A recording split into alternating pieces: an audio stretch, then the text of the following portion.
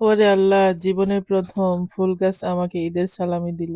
কি ভাবছেন সত্যি, সত্যি ফুল গাছ আমাকে ঈদের সালামি দিল? না রে ভাই ঈদের সালামিটা আমার না। এটা হলো আমার ২ মেয়ের জন্য।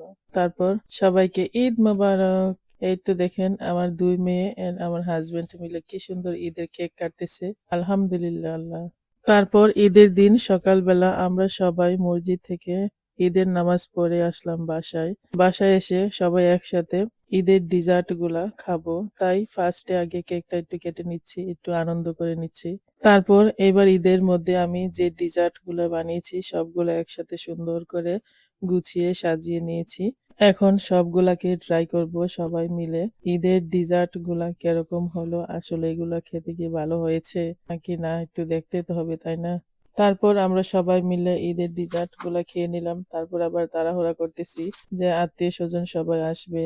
তারপর আবার ওদের বাসায় যাবো। ঈদ মানেই তো ঘোরাফেরা, ঈদ মানে আনন্দ। তারপরে এই তো আমার সব মানে ঈদের ডিজার্ট। তারপর কেমন হলো? আপনারা অবশ্যই কমেন্ট করে জানাবেন। আর এখান থেকে যদি কোনো আইটেমের রেসিপি দেখতে চান তাহলে অবশ্যই কমেন্ট করবেন, ইনবক্স করবেন।